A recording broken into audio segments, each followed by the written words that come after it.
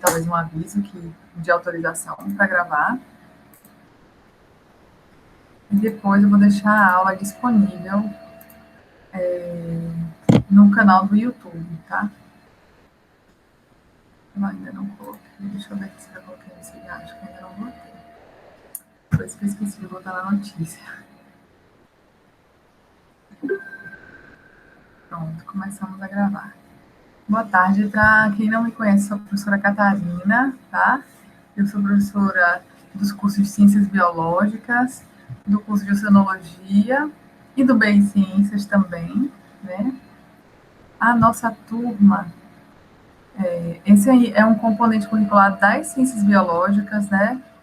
Então, eu tenho a Ana Carolina, Joyce, Beatriz, das Ciências Biológicas apenas, e as outras pessoas são do BI Ciências. Provavelmente no primeiro ciclo, com a intenção de passar para as ciências biológicas. É isso mesmo, pessoal. Quero ver quem está aqui que é do BI e tem interesse de migrar para a biologia. Ou não, não é o caso de vocês.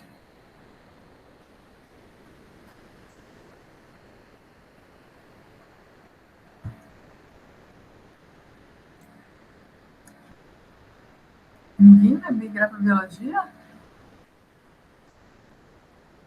Amanda se matriculou errado, Amanda. Certo, você é de Amanda do BI Ciências. Você não vai migrar para a biologia? Com licença, professora, boa tarde. Eu pretendo mudar para o campus de Itabuna para fazer a área de agroflorestal, esqueci o nome. Sim. Certo. E aí alguém te orientou a pegar esse componente curricular que você ia poder aproveitar? Não, quando eu fui fazer a matrícula nas turmas, apareceu que essa era obrigatória, e aí eu apertei. Pois é, essa é um componente das ciências biológicas, né? A Iná ainda não sabe se quer biologia, mas é uma opção. Tá, a Iani escreveu, sou do meio para querer migrar para biologia, mas não é certo. Em todo caso, é um componente que acredito que fica como optativa ou livre para o BI, né? Tem uma certa carga horária do BI que é livre, então, se você não quiser ir para biologia, de repente você aproveita esse componente para fechar sua carga horária, né? Bem, pessoal, eu vou apresentar o que eu preparei qual que é, primeiro, a ementa, né, desse componente curricular, tá? Antes de falar da ementa, eu vou falar só para vocês que estão aqui, né? Estamos agora com 6 pessoas, que nas outras disciplinas que eu dei no ensino remoto, eu sempre vou gravar as aulas e vou deixar disponíveis no YouTube, tá? Então, assim, eu não cobrei presença em nenhum dos outros componentes e não vou cobrar presença nesse componente também, certo? Isso não vai ser obrigatório estar presente. Em todo caso, esse é um componente curricular que ele precisa muito da interação de vocês, porque ele é um componente do tipo mão na massa, certo? Então, assim, a gente vai, eu vou meio que orientar vocês na relação com o orientador de vocês, a orientadora de vocês, para elaborar um projeto de pesquisa. Então, esse é um componente que ele é um preparatório para quem vai fazer o seu trabalho de conclusão de curso, sua monografia, certo? Então, voltando para a ementa, primeiro, questão de disciplina de 30 horas, né? Ela é obrigatória para ciências biológicas. Então, nós iremos ver princípios básicos para a elaboração de projetos científicos, princípios básicos de pesquisa em ciências biológicas, investigação científica e tecnológica, técnicas de busca e manuseio de referências bibliográficas online. Iremos ver sobre a elaboração do projeto de pesquisa da monografia, né? A partir da definição de problemas e o planejamento experimental, e a elaboração do projeto escrito. E uma parte importante desse componente é a defesa do projeto de pesquisa. Então, nós teremos, ele é um componente bem prático, né? Então, assim, vocês não vão ter leituras extensas do componente, do assunto, não. As leituras serão extensas, mas serão da área de pesquisa que vocês escolherem para fazer o projeto de vocês, certo? E ele como eu falei, ele é muito mão na massa. Então, estar presente no horário da aula, online, vai ser muito importante para que a gente possa interagir, certo? Então, se vocês acham que eu vou ter dificuldade para acessar a internet no horário da aula, se vão ficar caindo, a gente pode sempre se programar para fazer encontros curtos aqui no Meet, né? E ter encontros particulares pelo WhatsApp, mandando áudio. Se não tiver conexão de estar aqui falando no Google Meet, não der certo, vocês podem entrar em contato comigo, mandam um áudio. A gente pode ou se falar por áudio do WhatsApp, ou se falar por mensagem de áudio, ou escrever no WhatsApp. E aí eu vou orientando vocês na elaboração do projeto de pesquisa, certo? Mas, assim, se vocês puderem estar presentes, vai ser muito bom, porque a gente também aprende com o projeto do outro, né? Então, assim, é muito importante a gente ver o que o outro está pensando em estudar, quais são as soluções, os problemas que o outro está encontrando, quais são as soluções que o outro está encontrando para aqueles problemas, porque a gente aprende também pela observação do projeto do outro. E uma coisa que eu quero estimular nesse componente é que vocês aprendam também a ter um olhar crítico sobre o projeto de outra pessoa, né? E por que isso é importante? Só para você criticar o projeto de alguém? Não, mas para vocês ajudarem essas pessoas também a construir o próprio projeto. E quando a gente tem um olhar crítico sobre o projeto do outro, a gente aprende a ter um olhar crítico sobre nós mesmos, né? E como que a gente vai sempre encontrar problemas em algo que a gente fez e parece que está pronto, que está ótimo. Então, é muito importante ter um olhar crítico sobre si mesmo, né? Então, acho que por isso que é tão importante a gente aprender olhando para o outro, né? Eu acho que esse casamento aí é muito importante, porque, em primeiro lugar, sabe aquela história que é sempre mais fácil encontrar problema na casa do vizinho, né? Assim, às vezes a pessoa que está de fora, que não tem envolvimento emocional com o projeto, consegue ter mais frieza ao olhar, tá? Então, a gente vai trabalhar essa construção também aqui, tá certo? Isso é uma coisa que todo pesquisador precisa aprender a desenvolver, né? A habilidade de ouvir críticas sobre o seu trabalho sem se ofender, a habilidade de criticar sem ofender o outro, né? Isso é uma habilidade também muito importante para a gente aprender. Então, são essas coisas que a gente vai trabalhar, basicamente, ao longo desse componente curricular, e eu espero que vocês, ao final do componente, consigam elaborar um projeto de pesquisa completinho, prontinho para vocês iniciarem a pesquisa final do curso, né? O trabalho de conclusão de curso das ciências biológicas. Vocês estão com alguma dúvida?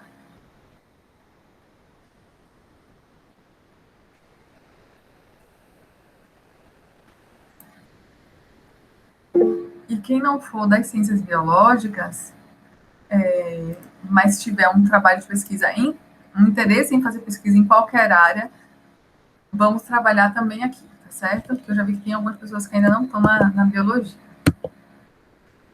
Mas vamos lá. Vamos começar falando um pouquinho sobre por que fazer pesquisa, né? Bom, tem vários motivos pelos quais a gente faz pesquisa, né? O mais básico, digamos assim, né? Mais primário é por razões intelectuais, por razões puras e simples. O ser humano, ele tem um interesse, então a curiosidade inata, né? Quando a gente é criança, não sei se vocês se lembram, basta observar uma criança. A criança, ela é muito curiosa, né? Então, ela quer saber como as coisas são feitas. Então, se ela chega aqui e olha um clipe todo tortinho, ela olha para ele e pensa, o que é isso? Por que está assim? E pega e toca e vê do que aquilo é feito. Então, assim, nós, seres humanos, temos uma curiosidade que é inata e que é muito mais aguçada enquanto nós somos crianças. E à medida que a gente vai crescendo, se a gente mantém essa curiosidade aguçada, a gente certamente pode acabar tendo interesse por ciência, né, por pesquisa, que é você tem uma curiosidade intelectual e você vai atrás de satisfazer aquela sua curiosidade, certo? E também a gente faz pesquisa por razões práticas, por razões aplicadas, né? Porque a gente tem um problema no nosso dia a dia e a gente precisa resolver, né? Por exemplo, quando o homem inventou a roda, né? Então, ele precisava carregar peso de um lado para o outro e percebeu que carregar era muito difícil. Então, a roda foi inventada e se permitiu colocar coisas em cima daquela roda e conseguir deslocar aquele peso com muito mais facilidade. Então, esse processo de invenção da roda não deixa de ser um processo de pesquisa prática e aplicada, porque você tinha um problema e conseguiu desenvolver uma solução para aquele determinado problema, né? E alguns... hoje ainda se faz uma distinção entre o que se chama de ciência básica e ciência aplicada, né? Então, costuma-se dizer que a ciência básica é aquela ciência que ela é movida simplesmente por uma curiosidade ou por uma lacuna teórica no conhecimento. Por exemplo, eu sei que digamos que eu seja uma pessoa que adora insetos. Eu adoro insetos, eu acho esses bichos fascinantes, e eu me interesso por estudar a forma desses insetos, né? E, de repente, o meu interesse de pesquisa é esse, é saber quais são os insetos que tem na minha região, então eu vou lá, coleto os insetos, descrevo os insetos, e ali eu tenho a produção de um conhecimento que não existia antes, eu analiso aqueles insetos, eu descrevo eles, mas pode ser que, num primeiro momento, eu não tenha uma aplicação prática imediata daquele conhecimento, né? Então, a princípio, pode ser que só descrever os insetos eu não tenha uma aplicação muito clara daquilo. Agora, se eu tenho um celular que é muito grande, eu preciso que ele fique pequeno, e eu quero desenvolver a tecnologia relacionada à redução do tamanho das peças naquele celular, eu já estou fazendo uma pesquisa que ela é mais aplicada, né? Ou então, se, por exemplo, dentro das ciências biológicas, eu tenho, por exemplo, um derramamento lá, um rompimento da barragem lá de Mariana, né? Que lançou dejeitos da barragem ao longo de quilômetros e quilômetros, né? De rio em direção ao mar. Aquilo teve um impacto ambiental muito grande. Então, se eu vou estudar o que aconteceu ali naquele impacto, né, da barragem, e tento... deixa eu elaborar melhor esse pensamento, né? Porque uma coisa eu posso simplesmente estudar quais são os impactos que estão acontecendo ali naquela região por causa do impacto da barragem, e a partir desse conhecimento eu mostro, olha, o impacto dessa barragem foi super complicado aqui nesse sistema. Então, se a gente quer continuar preservando os sistemas aquáticos próximos da barragem, a gente não pode mais ter rompimentos, né, dessa natureza. Isso seria um conhecimento um pouco mais aplicado, né? Ou então, se você consegue descobrir uma forma de barragens não se romperem mais ao longo do tempo, isso também é uma forma de você pesquisar algo que tem uma aplicação prática muito concreta, né? Alguém abriu o microfone para falar? Olá, professora Walter, boa tarde, colegas. Boa tarde, tudo bem, Walter? Conseguiu entrar? Sim, consegui entrar e gostaria depois de um auxílio como fazer, porque para mim eu tinha escolhido para a turma noturna, que é a qual eu me inscrevi na universidade, e aí o sistema naquele dia estava muito carregado, bem congestionado, e acabei só tendo a opção de escolher dois componentes, e o horário era para a noite, acabou entrando para a tarde. Se vai ver como eu consegui alterar para estar acompanhando as aulas, senão vou ter que me destrinchar aqui para assistir as aulas gravadas. Você consegue esperar até o final para a gente poder discutir isso? Sim, claro, com certeza. Tá certo? Tudo bem, tá, pode ser, professora. Prossiga com a aula. Pronto. Então, eu estava falando sobre a distinção entre ciência básica e ciência aplicada, né? E alguns autores sugerem que a gente não tenha essa diferença, a distinção entre ciência básica e ciência aplicada, porque as duas, elas se correlacionam, né? Inclusive, eu tenho até uma sugestão de um texto para vocês lerem sobre isso. É um texto do blog Bate-Papo com Netuno, que se chama Ciência Nada Básica, né? E aí, nesse texto, ele discorre sobre por que a gente não deve dividir ciência básica de ciência aplicada, né? Porque a gente, inclusive, costuma-se ter um certo preconceito sobre a ciência básica, de que ela não serve de nada, que a gente não deve fazer ciência básica mais, porque os recursos são curtos, são escassos, e a gente deve se debruçar só sobre coisas que são problemas reais, a gente deve ignorar tudo que é da área básica, que não tem aplicação direta. Entretanto, é importante lembrar que muitos dos problemas que a gente vê hoje e que são rapidamente solucionados, eles só são solucionados porque a gente tinha uma pesquisa básica anterior. Como, por exemplo, foi o caso quando deu o boom do Zika vírus, né, os problemas associados ali com a tal da microcefalia que foi associada ao Zika vírus. Então, houve um grande rebuliço na época, todo mundo ficou apavorado, as grávidas ficaram apavoradas, e a gente só conseguiu promover respostas rápidas em termos de saúde pública em relação a isso, porque já tinha muita ciência básica já feita. Desculpa. Porque já havia muita ciência básica feita antes, né? Da mesma forma, a gente vê a produção, né, das vacinas agora com a pandemia da Covid-19, a gente nunca produziu vacinas tão rápidas quanto dessa vez, porque a gente já tem um conhecimento científico acumulado na área de vacinas de muitos anos, né? A vacina para o vírus do ebola, por exemplo, demorou 10 anos para ser produzida. E a vacina agora para a Covid-19, em menos de um ano, a gente está aí com vários tipos de vacinas sendo produzidos, né? E continua-se a produção dessas vacinas. E uma parte disso só pode ser feita com essa rapidez, porque a gente tem muita ciência básica já acumulada nessa área, certo? E aí eu trouxe essa figura aqui, que é um chamado modelo de quadrantes de pesquisa, que foi proposto por Stokes, né? Então ele coloca aqui, deixa eu ver se eu consigo apontar para vocês. Então, aqui esse quadrante, ele é chamado, o quadrante de Bohr é chamado de pesquisa pura, básica, né? Em homenagem a esse físico aqui, que estudou a estrutura do átomo, né? Ai, só um minutinho.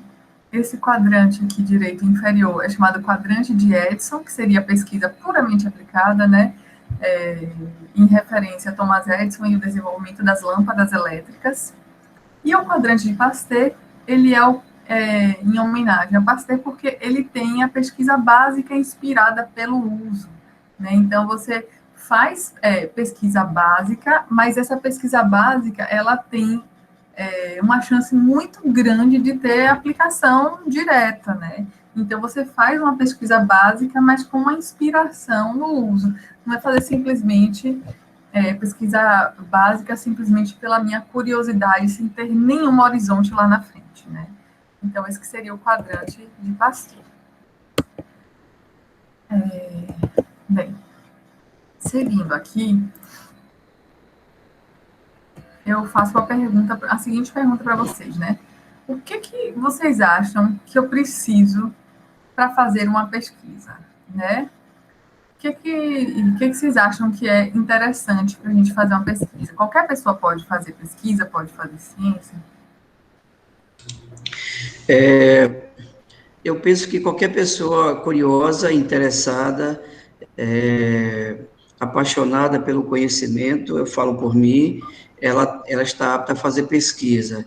E a primeira coisa para que se torne isso uma pesquisa, primeiro, além da observação, é colher dados, informações sobre determinado assunto, e a partir, então, da coleta desses dados, começa-se, então, o princípio, o início desse trabalho chamado pesquisa. Talvez é um pouco do que eu entendo por alto, assim. Uhum. É bem por aí mesmo, Val.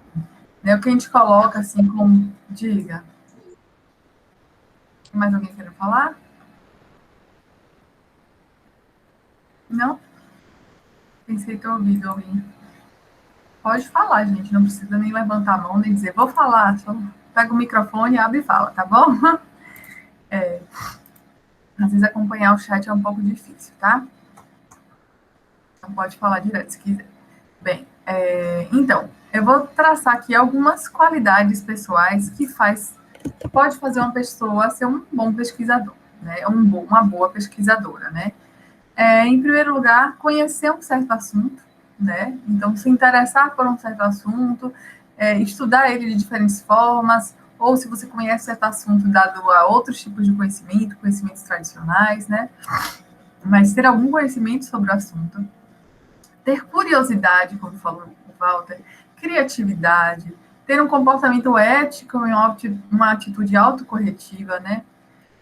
O que seria uma atitude autocorretiva? É você se perceber. Se você se perceber como tomando um caminho que está inadequado, com uma proposta que você percebe que teve um erro de amostragem, um erro, qualquer tipo de erro que você perceba ao longo do seu projeto, que você tenha a ética de você corrigi-lo e de demonstrar que aquele erro ocorreu em algum momento, né? Por exemplo, se você está fazendo um certo estudo e você tem poucas amostras, né? Ou então, se você tem alguma amostra que está um pouco diferente do que você esperaria, e aí você sabe que pode ter tido algum erro de amostragem ali, ou alguma coisa diferente aconteceu, é importante que você relate isso quando estiver fazendo sua pesquisa. Então, isso que seria ter uma atitude autocorretiva, ter sensibilidade social, uma imaginação disciplinada, né? Isso é muito interessante, né? A gente fala que o pesquisador precisa ser criativo, né? Precisa ser imaginativo também, mas precisa ser disciplinado, né? Porque é muito importante você ter... você vai aprender a lidar com prazos, né? Quando você está fazendo pesquisa. Você não tem, assim, diferente de Darwin, que passou a vida inteira estudando o que ele precisava para dar as bases da teoria da evolução. O pesquisador, hoje, ele tem prazos muito apertados para fazer tudo. Então, por exemplo, vocês vão ter o período de 1 quadrimestre para elaborar um projeto de pesquisa. Então, assim, quando acabar o quadrimestre, esse projeto tem que estar pronto. Se ou se não vai estar pronto, ele tem que estar pronto. A mesma coisa, se você vai ter 1 ano para fazer o TCC de vocês, você tem que terminar naquele ano, né? Senão você não forma. Então, se você entra no mestrado você tem que terminar em 2 anos. Então, o pesquisador, na atualidade, né, nos dias de hoje, ele precisa lidar com prazos muito apertados, muito estreitos e muito específicos e muito rígidos. Então, por isso que a nossa imaginação ela tem que ser disciplinada, né? Então, a gente não pode passar, por exemplo, se você tem 1 ano para fazer a sua monografia de conclusão de curso, você não pode passar 6 meses só pensando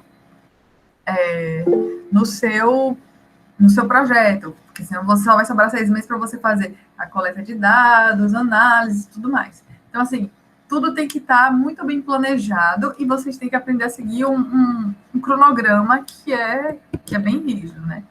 Precisa ter perseverança, precisa ter paciência, precisa ter confiança na sua experiência, né? Acreditar que você está fazendo as coisas de forma correta e que a sua experiência é verdadeira. E aí, eu quero também recomendar para vocês esse texto aqui, que se chama 10 habilidades profissionais que você desenvolve fazendo ciência. Esse também é um texto do Bate-Papo com Netuno, né? É um blog que eu sou cofundadora, né? Já tem 5 anos que a gente publica divulgação científica nesse blog. Então, eles têm muitos textos interessantes, e eu sempre recomendo alguns deles em algumas disciplinas, alguns componentes curriculares. E esse post eu achei bem interessante, porque ele é um post de uma pessoa, foi uma mulher que escreveu, a Lilian Pavani, e ela trabalhou com pesquisa, se desenvolveu, assim, acho que fez mestrado e tudo mais, e depois disso foi para a área de trabalho. Então, ela saiu da área acadêmica, e aí, muitas vezes, a pessoa que, às vezes, faz graduação, mestrado, doutorado, acha que tem que seguir carreira acadêmica até o fim da vida. E aí, ela escreveu esse post para se convencer de que tudo que ela passou um certo tempo estudando, fazendo pesquisa, que aquelas habilidades eram importantes no mundo profissional também. Então, ainda que vocês saiam daqui do curso de Ciências Biológicas e não desejem ser pesquisadores, as habilidades que você desenvolve fazendo ciência, elas são muito úteis no mercado de trabalho. Então, eu sugiro que vocês leiam isso, porque é muito bacana e ajuda a dar um senso de como é importante e útil você aprender a fazer ciência, né? E para fazer pesquisa, você também precisa de recursos humanos, de recursos materiais e financeiros. Bem, e por que a gente vai fazer um projeto de pesquisa, né? Então, é mais ou menos de por que vocês estão tendo uma disciplina sobre como elaborar um projeto de pesquisa. E daí, a gente quer comentar com vocês que planejar é absolutamente crucial em qualquer atividade racional. Então, se você está desenvolvendo uma atividade racional, por exemplo, digamos que você quer fazer um bolo. Digamos que você quer fazer um bolo. Um bolo é uma atividade racional? Na minha opinião, é. Porque você precisa planejar. Você precisa saber quais são os ingredientes que vão no bolo. Você precisa saber quanto daqueles ingredientes vão no bolo. E você precisa saber como que você vai fazer o bolo. Então, você não vai fazer um bolo se você não planejar. Porque se você não planejar, você não vai ter os ingredientes necessários para fazer o bolo. Você não vai saber o que fazer para fazer o bolo, né? Então, qualquer atividade racional precisa de planejamento. Né? Então, por isso que a gente faz um projeto de pesquisa, que nada mais é do que você planejar como vai ser a sua pesquisa, né? E, como eu já comentei no slide anterior, um pesquisador deve ter metas e prazos, né? Isso é muito importante. Até porque hoje a gente tem um tempo muito mais limitado para tudo. Todo mundo entra na universidade já querendo sair. Se você entra no mestrado, você só pensa no dia que você vai defender sua dissertação de mestrado. Então, o pesquisador precisa ter metas e prazos para saber quanto tempo ele tem para fazer cada tarefa e também para entender até onde ele pode ir na sua pesquisa. Porque a gente é tão curioso, né? Quando a gente gosta mesmo do que faz ali na pesquisa, e você estuda qualquer coisa de forma profunda, né? E você vai lendo, se aprofundando, e aí você percebe, nossa, mas tem muito mais coisas para a gente ler. É por isso que eu não entendo quando eu conheço um pesquisador que é meio prepotente e acha que sabe tudo. Porque quanto mais você estuda, mais você percebe o quanto você não sabe. E quantas coisas ainda estão por aí para serem estudadas. Então, para que a gente não se perca nesse mar de possibilidades que é fazer pesquisa, a gente precisa ter metas e prazos muito bem estabelecidos. E é por isso que a gente precisa fazer um projeto de pesquisa. Né? Então, a gente faz um projeto de pesquisa também para ter clareza sobre a estrutura lógica das nossas ações, né? Então, a gente precisa sistematizar as atividades ao longo do tempo. E quando eu falo clareza sobre a estrutura lógica das ações, significa que todo projeto tem toda pesquisa tem uma estrutura lógica a ser seguida, né? E logo, logo a gente vai ver que estrutura lógica é essa. Mas temos passos que a gente precisa seguir e passos que a gente não pode pular, né? Então, a gente tem uma estrutura que precisa ser seguida. E para que a gente tenha clareza sobre isso, a gente precisa sistematizar toda essa informação, né? Sistematizar quais são as atividades que eu vou desenvolver ao longo do tempo, né? Para que a gente não se perca dentro do que precisa ser feito. E a gente também faz um projeto de pesquisa para convencer órgãos financiadores, né? Para convencer que existe um benefício maior que vai cobrir os custos, né? Que nosso custo-benefício é interessante. E hoje a gente precisa, inclusive, convencer a sociedade de que quando a gente está fazendo pesquisa, quando a gente está fazendo ciência, a gente está fazendo coisas úteis. A gente está se debruçando sobre informações que são importantes para a sociedade, né? E hoje a gente percebe que temos uma grande descredibilização da ciência, né? E uma parte disso, né, devido à nossa falta de comunicação com a sociedade, né? Então, quando a gente faz um projeto para convencer, por exemplo, os financiadores de que nossa pesquisa é importante, a gente corre o risco de ganhar um recurso para fazer essa pesquisa, né? Então, e é assim que a gente faz ciência no Brasil. Você quer fazer pesquisa, você percebe que tem um problema importante que precisa ser resolvido, e aí você precisa convencer outras pessoas, que são os gestores do recurso, né, que vem para a ciência, de que aquilo que você pretende fazer é importante de alguma forma para a sociedade. E aí você mostra para ele, e você mostra para esses gestores, através do seu projeto, que aquilo é importante, que você precisa de recurso, por exemplo, para desenvolver o seu projeto. Ok? Alguma dúvida, pessoal, até o momento? Querem fazer algum comentário?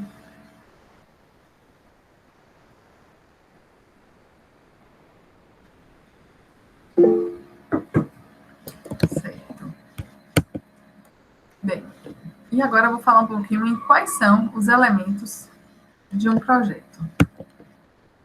Bem, vocês já trabalharam com mapa conceitual em algum momento da vida? Já viram mapa conceitual antes ou esse é o primeiro? Pois é, eu fiz um mapa conceitual dos elementos de um projeto de pesquisa, porque é uma ferramenta que eu acho muito importante e que eu acho que é interessante a gente aprender a usá-la, tá? E nada melhor do que vocês verem o mapa conceitual pronto para entender o que é um mapa conceitual. Então, esse mapa é sobre os elementos de um projeto de pesquisa, né? Eu fiz especialmente para a disciplina, tá? Então, coloquei aqui. Primeiro, eu vou explicar brevemente o que é um mapa conceitual. Um mapa conceitual, ele é uma forma de você sistematizar qualquer conhecimento, né? Então, por exemplo, você dá uma aula inteira só com mapas conceituais, tá? Então, a ideia é que você tenha conceitos dentro de caixinhas e que você faça conexão entre os conceitos por meio de setas, né? E você pode relacionar esses conceitos por meio de palavras de ligação. Olha aqui as palavras de ligação, tá vendo? São palavras que nos ajudam a relacionar esses conceitos entre si, e você pode, inclusive, até colocar figurinhas, imagens, né, que nos ajudem a dar ideia do que aquele conceito quer dizer.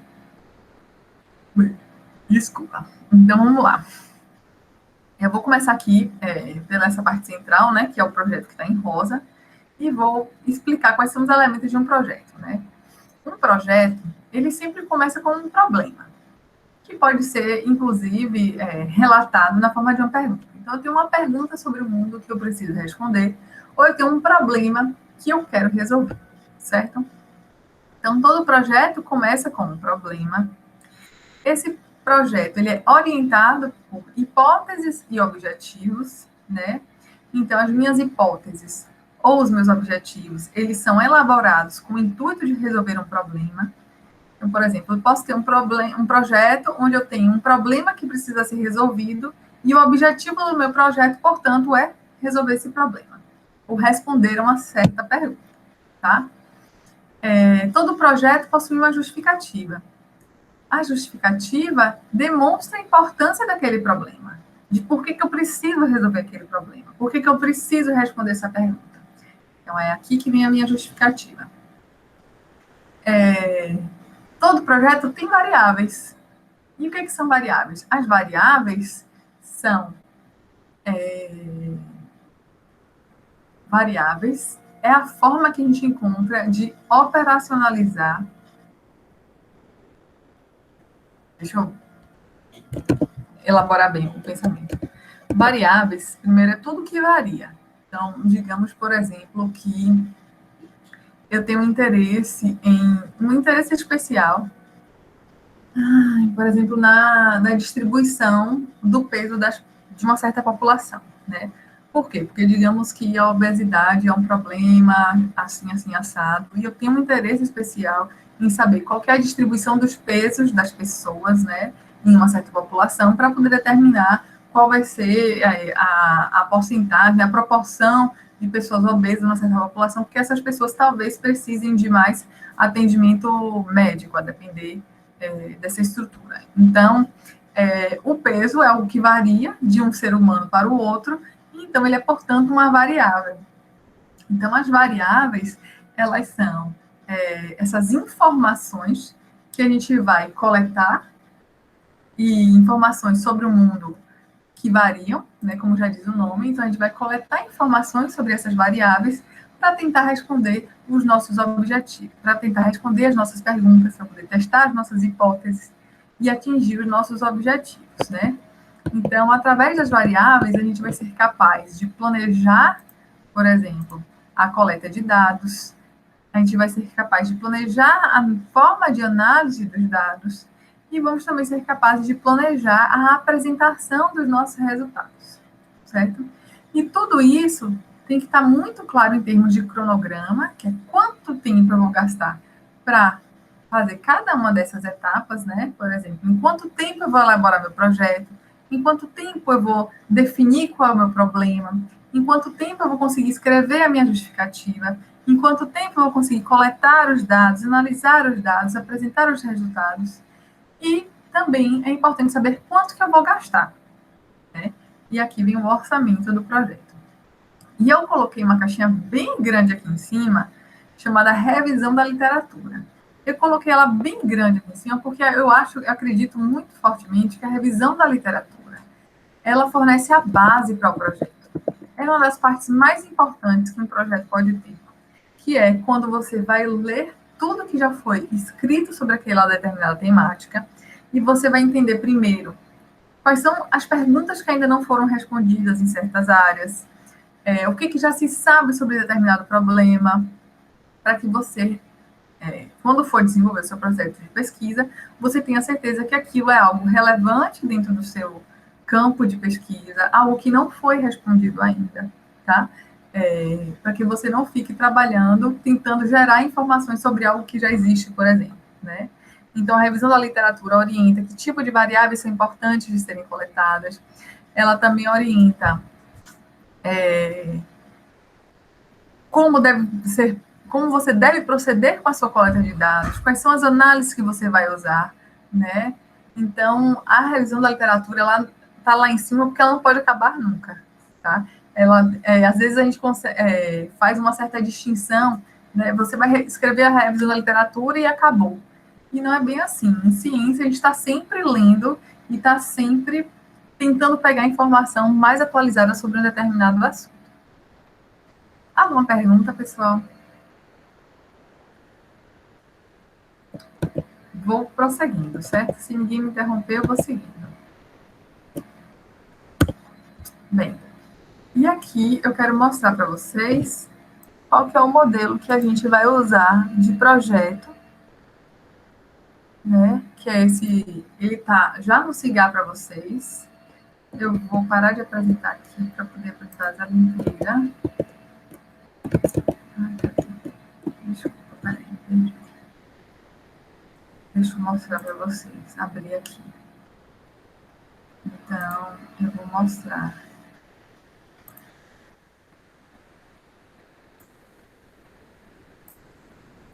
Vocês estão vendo o projeto já? Porque se eu mudo de tela, vocês voltam a se ver. Peraí, deixa eu voltar aqui.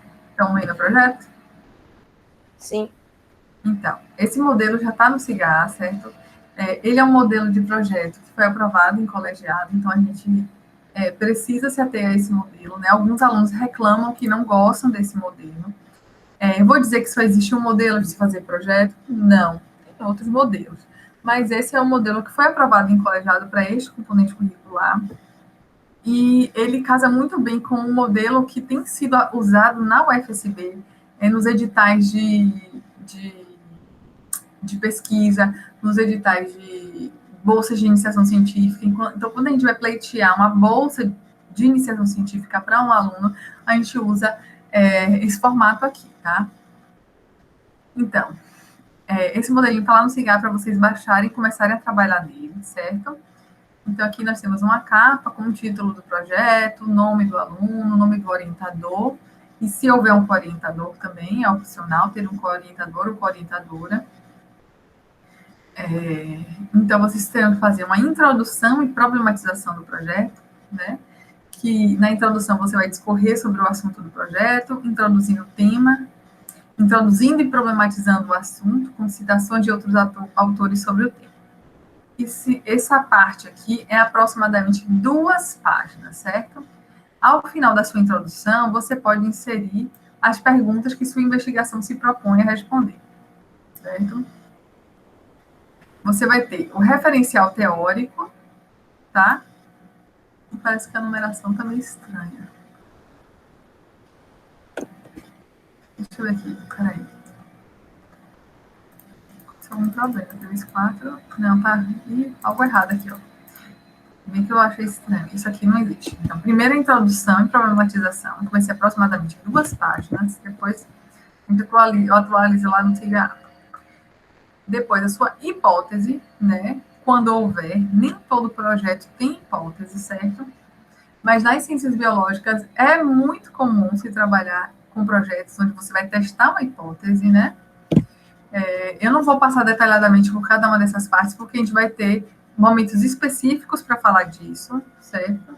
Então, você vai ter no seu projeto também objetivo geral, objetivos específicos, sua justificativa, né? A gente já comentou onde você vai vender o seu peixe, fala da importância do seu trabalho, um referencial teórico, de mínimo de 2 páginas, máximo de 5, né? Materiais e métodos, quando você vai descrever quais são as metodologias usadas, né, no seu projeto. Resultados esperados, contribuições científicas ou tecnológicas. Um orçamento detalhado, né, e um cronograma, tá? Aqui tem um modelinho de cronograma. E no final, as suas referências bibliográficas, né, onde você vai citar as fontes que foram utilizadas no trabalho. Eu não vou falar em muito detalhes disso aqui agora, porque o nosso componente curricular é justamente entender quais são as partes de um projeto científico, como que a gente vai... Então, a gente vai passar por cada um desses pedacinhos bem devagar, certo? E vocês vão, ao final do componente, produzir um projetinho. Então, assim, a única atividade do componente vai ser elaborar esse projeto, a única atividade valendo ponto, vejam bem. Então, ao longo desse nosso componente, vocês vão aprender como fazer um projeto de pesquisa. A gente vai ver cada uma dessas partes. E vocês vão poder trabalhar em cada uma dessas partes, e entregando devagarinho, se quiser. Por exemplo, vamos fazer o referencial teórico. Eu acho que eu tenho até um slide sobre isso. Espera, deixa eu mostrar aqui. Isso aqui, pronto. Vamos ver logo o cronograma, né, do nosso componente curricular, para vocês entenderem melhor. Então, hoje a gente está falando sobre a apresentação do componente, os elementos de um projeto. Na próxima aula, a gente vai aprender como fazer busca em bases de dados, né? Como encontrar a literatura científica, que isso vai te dar a base para você encontrar a informação que você precisa para fazer sua revisão da literatura. Então, a gente vai falar um pouquinho sobre revisão da literatura, depois sobre problema, hipótese, justificativa, objetivos. Depois nós vamos fazer um exercício que se chama Transforme sua pergunta em um gráfico, que é super bacana, muito interessante para vocês compreenderem isso nos ajuda a planejar quais são as variáveis que vocês vão coletar, né? Vai ajudar a orientar a nossa metodologia aqui, né, nos materiais e métodos. Vamos ver como fazer resultados esperados, orçamento mais cronograma, que tem um feriado. E no dia 28 de abril, vocês vão entregar o projeto completo, certo? Esse projeto vai ser enviado para as pessoas que vão compor uma banca de avaliação do seu projeto. Então, essa banca vai ser formada por um docente e um discente. Então, vocês vão entregar o projeto e vão indicar quem que vai avaliar o projeto de vocês. Então, um avaliador vai ser um dos membros do componente, né? Então, um outro aluno. Todo mundo vai receber um projeto para avaliar. Desculpa, são 2 notas. Desculpa, são 2 notas. A nota que você vai ter como avaliador e a nota que você vai ter com a elaboração do seu projeto, certo? E vocês também vão ter que indicar um docente para compor essa banca. Alguém que trabalhe numa área semelhante, certo? Então, eu planejei 2 dias para a gente fazer a apresentação desses projetos. E no ano passado, a gente tinha feito o que a gente chama de Tome Café com seu revisor. Era Café com Revisor, o nome da atividade. Então, a gente convidou esses docentes para virem no dia da apresentação. E aí, depois da apresentação, o aluno que tinha apresentado, ele tinha... Ai, não, mentira. Deixa eu relembrar como é que foi. Os alunos reclamaram na primeira edição que não queriam apresentar o projeto. Então, eles só entregaram o projeto escrito. E aí, essa banca avaliou e a gente fez essa atividade de conversa com o seu parecerista. Então, eles tiveram 10 minutos para conversar com cada parecerista. Ou eram 10 ou eram 15. Então, depois que ele entregava o projeto, não tinha uma defesa pública do projeto, mas eles se sentavam com a pessoa que avaliou o projeto e a pessoa explicava quais foram os comentários, o que foi que ela achou que podia melhorar, quais eram as fragilidades do projeto, quais eram os pontos fortes. E essa foi uma atividade muito legal. Assim, uma pena que a gente não tem como fazer isso presencialmente, mas talvez a gente consiga viabilizar isso de forma online, né? Da gente ter salas pequenas separadas onde vocês podem conversar com os dois pareceristas, né? Ao mesmo tempo, vamos pensando aí como que a gente faz isso. Alguma dúvida, pessoal? Vai ser sorteio? Quem vai ser a pessoa que vai ser a nossa banca, o discente? Não, vocês podem escolher. Porque o ideal é que seja mais relacionado com a área, né? Por exemplo, digamos que Joyce e Tayani queiram trabalhar, as duas trabalhem mais ou menos com biologia vegetal, né? Com botânica. Então, se os projetos de vocês estão em áreas semelhantes, aí eu sugeriria que você desse o seu projeto para a Tayani fazer o parecer e que a Tayani desse o projeto dela para você fazer o parecer. Porque vocês estariam em áreas correlatas, entendeu? Semelhantes. Então, a gente pode ir conversando sobre isso, tá? E o docente vocês que escolhem, de livre escolha de vocês, certo? Aí a gente faz o convite e vê se o docente pode. Mais alguma dúvida sobre isso? Pode ser meio assustador esse cronograma, né? Eu lembro que os alunos ficaram muito nervosos no primeiro dia do ano passado, dessa disciplina em outro momento, porque, assim, é um cronograma apertado, certo? Mas, assim, é importante que vocês tenham clareza que dia 28 de abril vocês vão ter que entregar um projeto. Bem ou mal, bem feito ou mal feito, 28 de abril esse projeto tem que estar na minha mão, para a gente enviar para os pareceristas, para eles analisarem. Então, a ideia é que, ao longo do componente, a gente consiga, eu consiga mediar a relação entre vocês e o orientador, a orientadora de vocês, para que vocês consigam desenvolver o projeto ao longo desse tempo, certo? A ideia desse momento agora, eu queria saber de vocês quem já está trabalhando com consciência de alguma forma, tá? Vocês estão conseguindo ver minha tela aí? Sim. Eu vou botar o link para vocês, isso aqui. Não sei se vocês já usaram o Jamboard, tá? Então, vocês vão acessar aqui o Jam, sei lá como é que fala isso, e eu gostaria que vocês fossem escrevendo, se vocês já têm alguma ideia sobre qual que vai ser o projeto de vocês. Ou se vocês estão completamente perdidos, eu quero ouvir de vocês como que vocês estão, em que momento. Alguém de vocês, eita, Zô, algum de vocês, alguém aqui, já está desenvolvendo pesquisa?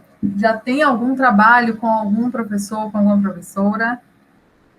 Ou está todo mundo assim, ainda não estão nesse movimento?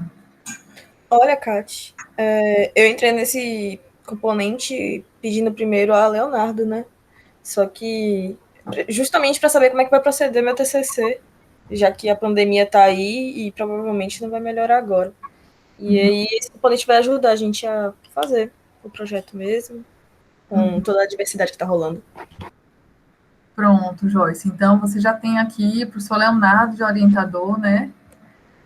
E já tem alguma ideia de projeto? Se você tiver, você vem aqui no Jam, abre uma caixinha como essa, tá vendo? Aqui no seu menu à esquerda, tem aqui, ó, onde eu estou apontando, nota autoadesiva. Você pode clicar aqui ou usar Ctrl+Shift+P no seu teclado, se você estiver no computador, e vai abrir uma telinha, vocês escrevem o que vocês gostariam que fosse o tema do projeto de vocês. Ainda que ainda não exista um tema,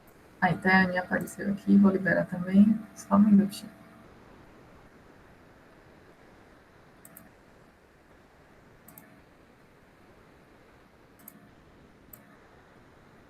Tá todo mundo aqui agora, gente?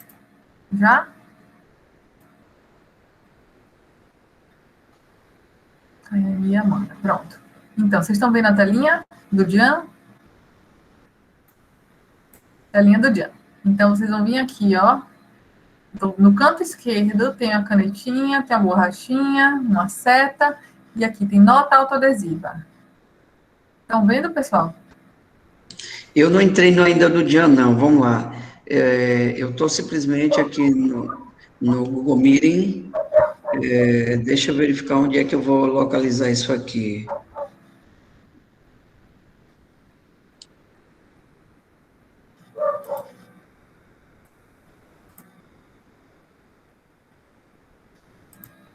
Bem, pessoal, enquanto isso, a gente vai... Vocês entenderam o que é para fazer aqui agora?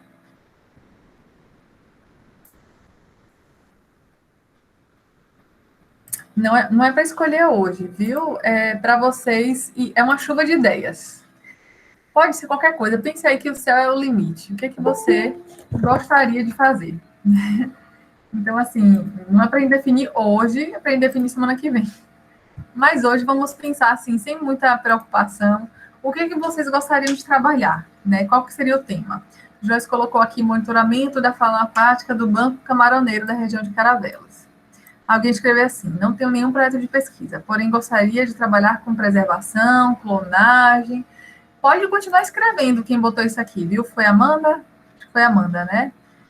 Pode ir escrevendo o que você colocou, botando tudo que você gostaria de trabalhar, e de repente você vai passar aí depois da semana pensando o que seria a temática do seu projeto. Certo? E vão fazendo aí. Pode mudar o tamanho, bota aqui no cantinho, mudar a cor, inclusive. Por exemplo, eu quero fazer azul.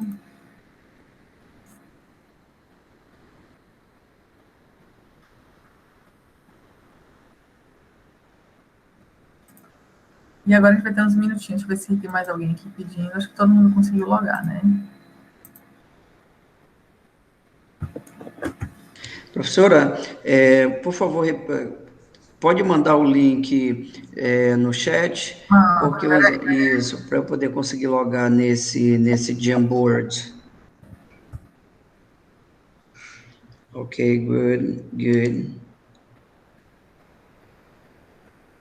Jamboard.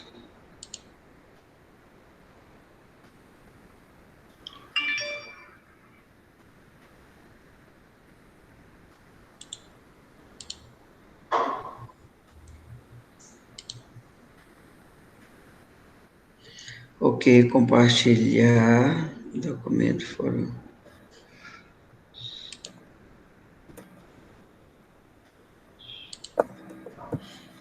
Tá.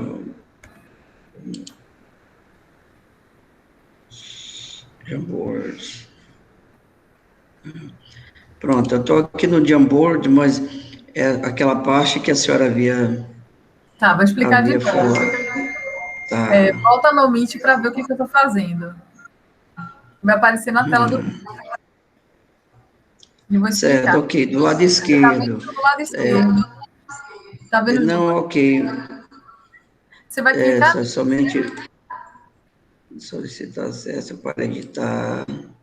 Um momento. Tá sem acesso, né? Para editar, peraí. Manda o pedido que eu libero. Já mandei solicitação enviada ao proprietário. Tá. Aqui só está disponível somente para ver. Espera aí que eu libero. Ok.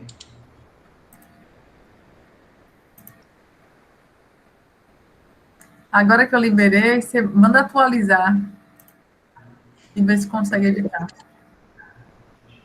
Já, agora sim. Ok.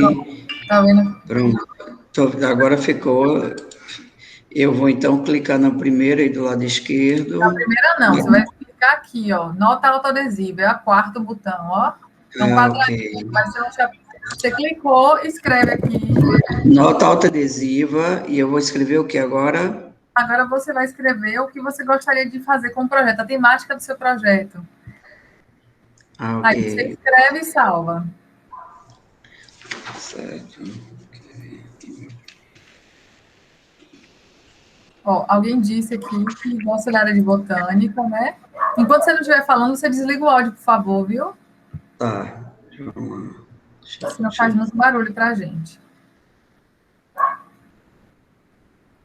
Então, pessoal, aqui agora bota o nomezinho de vocês para a gente ver quem é quem. Eu sei que aqui é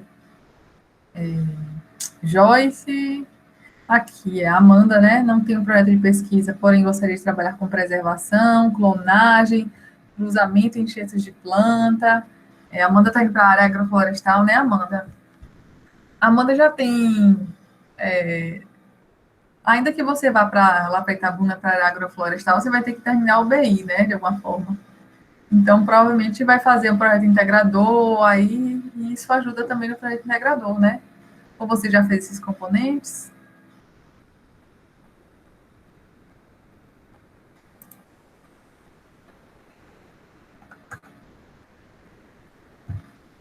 Tá ouvindo, Amanda? Ela botou aqui Amanda, né?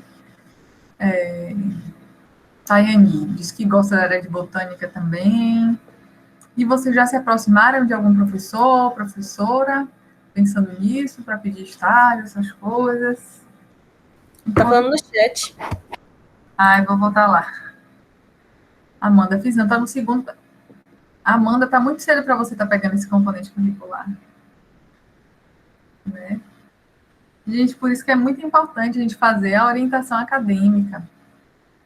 Porque é lógico que na UFSB você pode fazer qualquer componente a qualquer momento, mas tem componentes que exigem uma maturidade maior do aluno, né?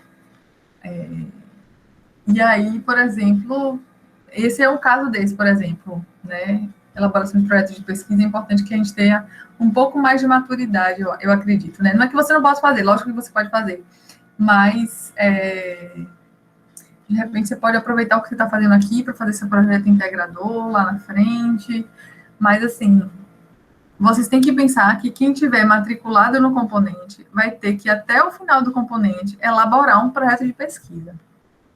E eu vou te falar que, para elaborar um projeto de pesquisa, vocês vão precisar de uma orientadora ou um orientador. Então, assim, vocês vão ter que encontrar um professor, conversar com ele sobre isso, quero que me oriente, porque fazer sozinho é muito difícil, exige, assim, um grau de maturidade muito grande. Não vou dizer que é impossível, não, mas é bem difícil. Eu tive aluna que arranjou orientador no meio do componente, ela fez um projeto excelente, né? Aconteceu já. Eu fiquei impressionada. Então, assim, é lógico que a gente não vai dizer não faça componente, mas é importante que vocês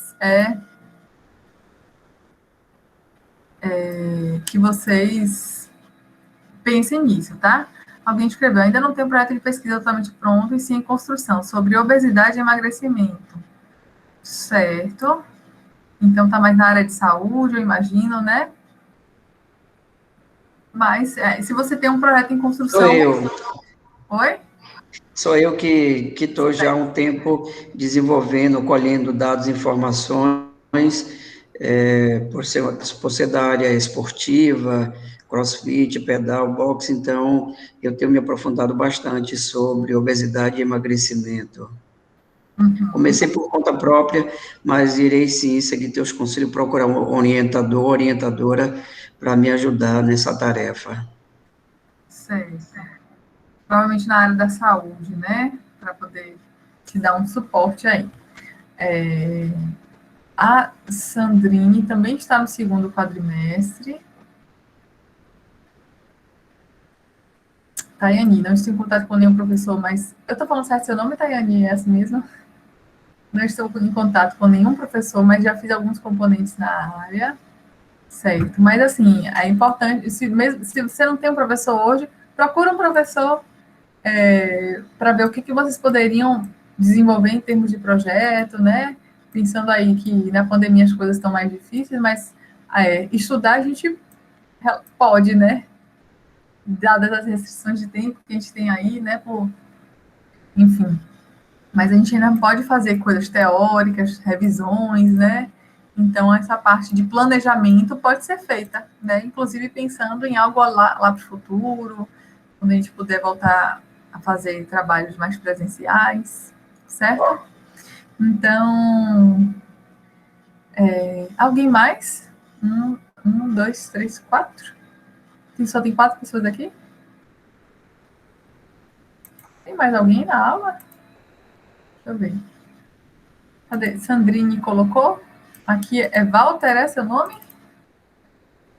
Walter. Sandrine. Não está no Jan, Sandrine? Esqueci de colocar o nome pesquisador, no caso, tem como alterar lá, professora? Já botei lá. Qualquer pessoa pode chamar do colega, inclusive, e alterar se quiser. Essa é bem... cadê? Quem mais? Tainá, não. Sandrine não está conseguindo colocar. Por que será? Você pediu autorização?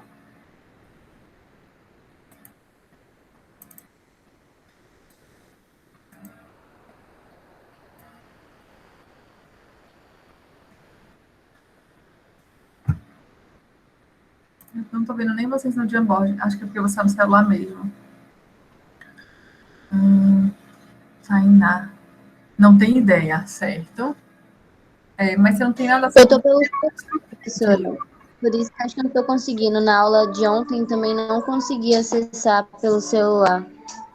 Tá, mas assim, eu sei que você está no... É Sandrine, né? Sandrine também é segundo semestre? Oi? Você também está no segundo quadrimestre, né? Mas, assim, tem alguma área de interesse que você já aponta ou ainda está bem, assim, conhecido? Não, então, eu penso em ir para engenharia ambiental. Certo. Mas tem algo... E eu tenho uma professora, a professora Cris, e eu vou pedir ajuda para ela me ajudar a elaborar algum projeto. Da botânica? Sim. Pronto, legal, legal. Então, vai pensando nisso. Tudo bem, pessoal, não ter ainda nada muito... A ideia não é que vocês já tenham aqui a temática, não, né? É pensar quais são as suas áreas de interesse, pensar, poxa, o que eu gostaria?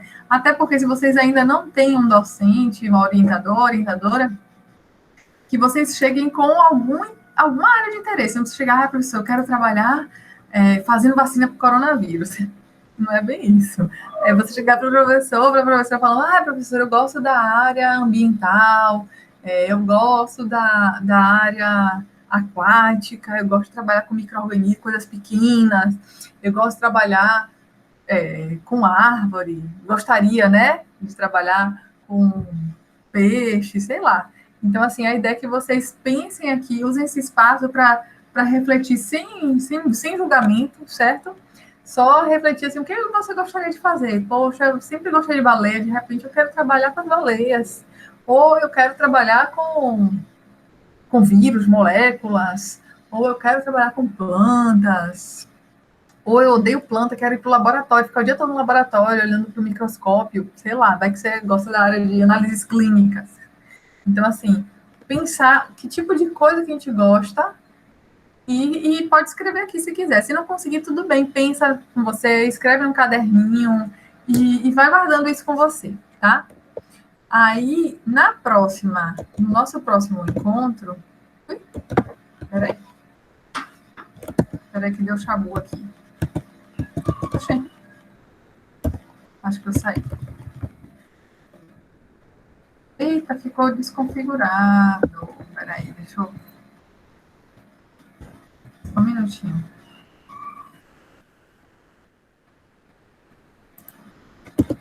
Deixa eu ver se deu para ver agora, né? Então, para essa semana, o que eu quero que vocês façam? Então, que vocês escolham, primeiro, um dos textos sobre mapas conceituais. Para quem nunca ouviu falar sobre mapas conceituais, é bacana dar uma olhada. Eu coloquei 2 textos no CIGA. Vocês escolhem um deles, certo? Se quiser ler os dois também pode, mas só precisa ler um, né? E assiste o vídeo que eu postei. Eu fiz um vídeo bem curtinho explicando o que são mapas conceituais, para que servem, certo? Tá lá. Por quê? Porque os mapas conceituais eles vão ser muito úteis, tanto para vocês sintetizarem as ideias de vocês de um projeto, né? E como para sintetizar as ideias da literatura de interesse. Por exemplo, digamos que você vai se interessar por botânica, né? E aí você quer estudar a flora da Mata Atlântica, da Bahia. E aí, na hora que você for fazer a revisão da literatura, você vai ter que ler muito sobre a flora da Mata Atlântica, vários artigos. E aí, se você só ficar lendo, não sintetiza essa informação de alguma forma, aquela informação se perde. Acho que muitos de vocês já devem ter tido essa sensação de assistir uma aula e semana que vem já não lembra mais nada do que a professora falou, ou então lê um texto e daqui a um mês esquece, nem lembra que leu sobre o que era. Então, a ideia de fazer um mapa se você vai precisar ler muitas coisas e vai precisar guardar algumas partes de informação daquelas coisas, que você faça um mapa conceitual para ajudar vocês a terem uma síntese de cada artigo, por exemplo. Eu acho que seria fantástico. Se cada artigo que eu lesse, eu conseguisse fazer um mapa conceitual sobre ele. E assim, nesse mapa conceitual, eu colocaria só as ideias principais, o que eu quero me lembrar daquele assunto, sabe? Então, acho que é uma ferramenta muito útil. Por isso que eu estou passando para vocês lerem um pouquinho sobre isso, para ver se vocês se apaixonam pelos mapas conceituais, tanto quanto eu. E estou recomendando também esses dois textos que eu comentei na aula, que é o texto Ciência Nada Básica e o texto 10 habilidades profissionais que você desenvolve fazendo ciência, e que vocês encontrem um orientador ou uma orientadora para desenvolver um projeto de pesquisa e definir uma temática para esse projeto. Então, eu quero que vocês, nessa próxima semana, tentem encontrar um orientador e tentem definir uma temática, certo? Então, é isso que eu tinha para falar hoje, tá? Quero saber se vocês têm dúvidas. E, enfim, deixa eu fazer outro comentário, né? Tentem não ficar, assim, muito estressados, pensando, meu Deus, uma semana eu tenho que definir meu tema e achar um orientador. Se vocês não conseguirem fazer isso em uma semana, eu posso dar mais tempo? Posso. Nesse caso, não é assim, isso não é um grande problema, né? Quando eu ofereci esse componente curricular pela primeira vez, eu tinha a ideia de que eu tinha que seguir passos bem rigorosos, assim, ó. Semana que vem tem que entregar tema, se não entregar, perdeu. Isso vale ponto. E aí depois eu percebi que não era bacana ser tão inflexível.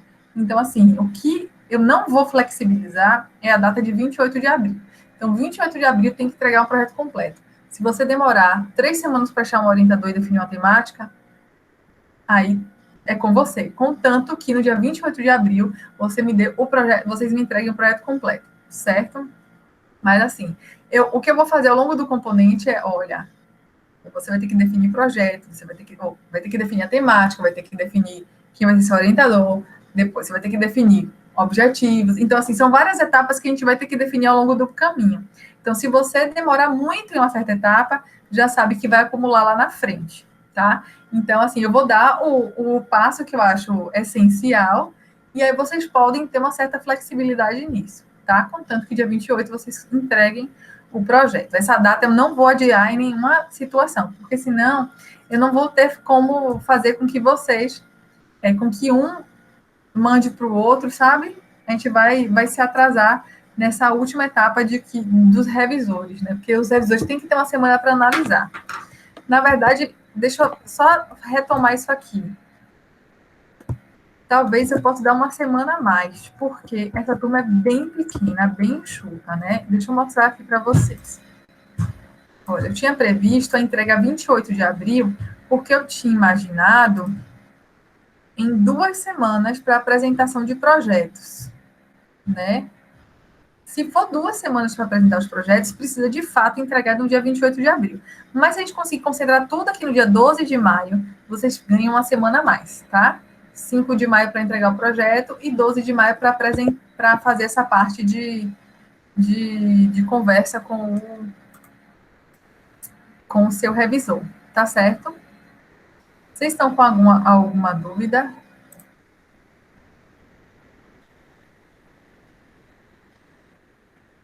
que vocês acharam da dinâmica?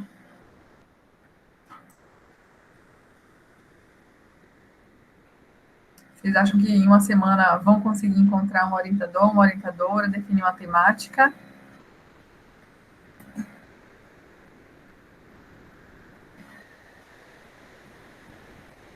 Bem, pessoal, vocês estão silenciosos, eu vou entender isso como um sim, tá? Se vocês tiverem comentários para fazer, vocês podem fazer no grupo de WhatsApp, podem me procurar individualmente, certo?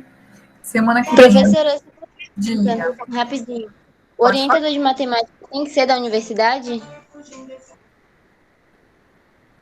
Não, não precisa não. Porque a minha mãe é professora de matemática. Aí, no caso, eu poderia usar ela como orientadora? Não, porque é um projeto de pesquisa. Enfim, eu não acho que é muito adequado a gente usar parentes, não, para ser orientador, orientadora. Assim, tem gente que tá trabalha, bom, então. Tudo bem. mas assim, eu acho bem ruim. Em todo caso, se sua mãe for pesquisadora, certo? Tudo bem, mas se sua mãe for professora, não é a mesma coisa que ser pesquisador, certo?